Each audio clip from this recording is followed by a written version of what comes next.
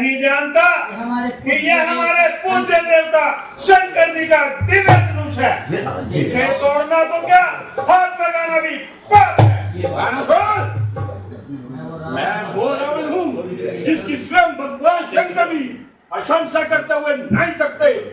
मेरे भुजाओं के पराक्रम और मेरी शूरवीरता को उन्होंने स्वयं स्वीकार किया है, और फिर इस पुराने ढांचे को तोड़ने में बात कैसा? रावण, जिसे तू पुराना ढांचा कहता है वो हमारे पूज्य देवता शंकर जी का दिव्य धनुष है। जिसका लोहा तमाम संसार मानता है, इसने अपनी भुजाओं पर कैलाश पहाड़ उठाया है।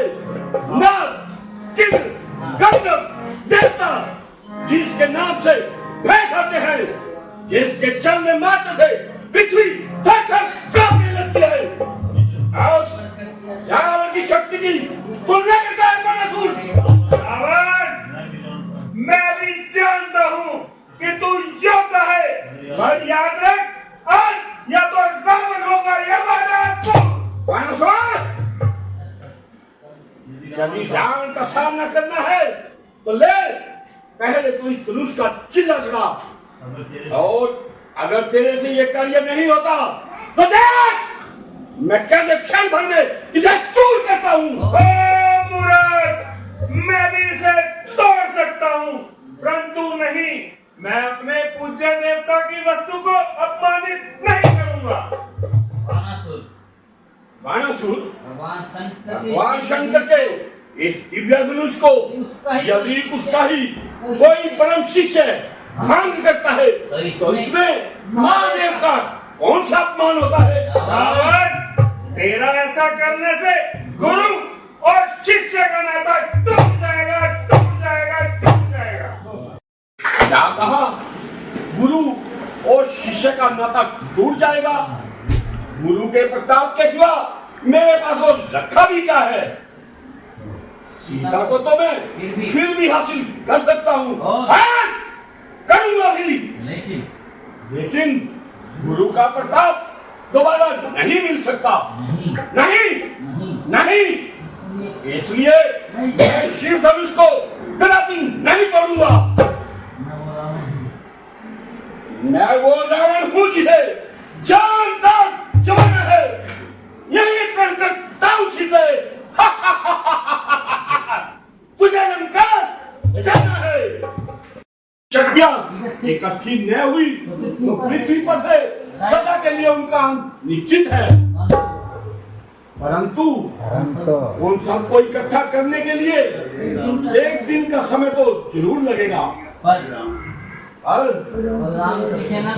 की सेना को आगे बढ़ने से रोकने के लिए कौन आगे आएगा? कल कौन आगे आएगा? याद आया भ्राता कुंभकर्ण। कमाल है, मुझे अभी तक उसका ख्याल क्यों नहीं आया? महाराज जय शंकर की, जय शंकर की।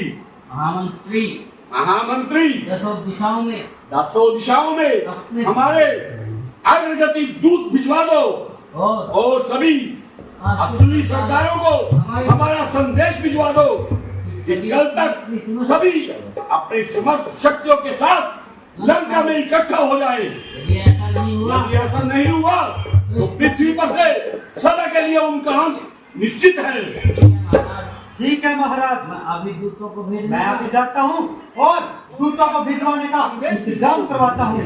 लंकेश ने तुम्हें याद किया है। जय श्री आज्ञा महाराज।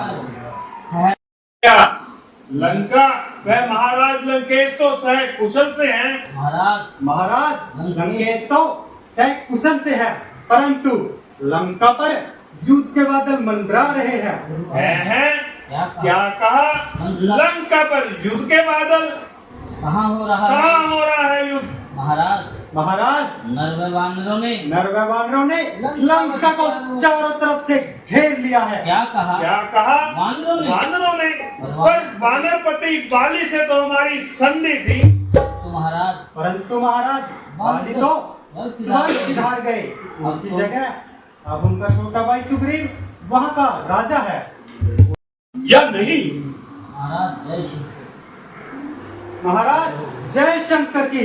जय शंकर की। कहो कहो क्या समाचार लाए हो? महाराज महाराज कुंभकर्ण जी निद्रा से जाग गए हैं। वह आपसे भेंट करने आपके महलों की तरफ आ रहे हैं। ठीक है, ठीक है, हम स्वयं उनके स्वागत के लिए लंका के द्वार पर जाते हैं। जय श्री आज्ञा महाराज। जय शंकर की। जय शंकर जी।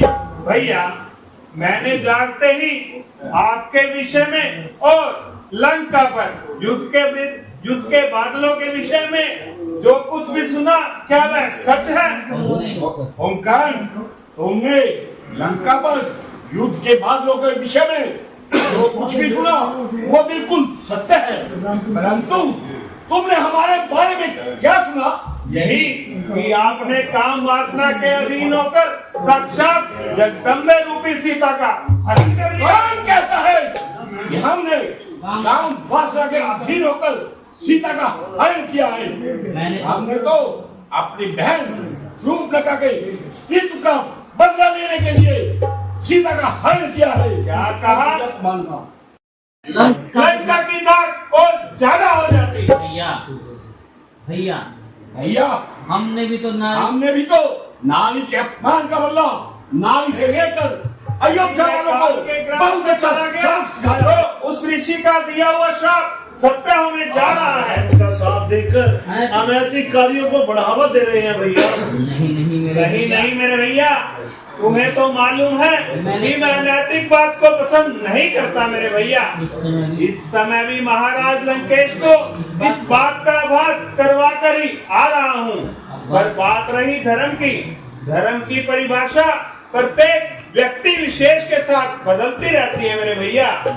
तुम्हारी नजरों में इस कठिन समय में शत्रु पक्ष में चले जाना ही धर्म है, परंतु मेरी नजर में इस समय कुल बंधु की सहायता करते हुए युद्ध भूमि में आना ही धर्म है।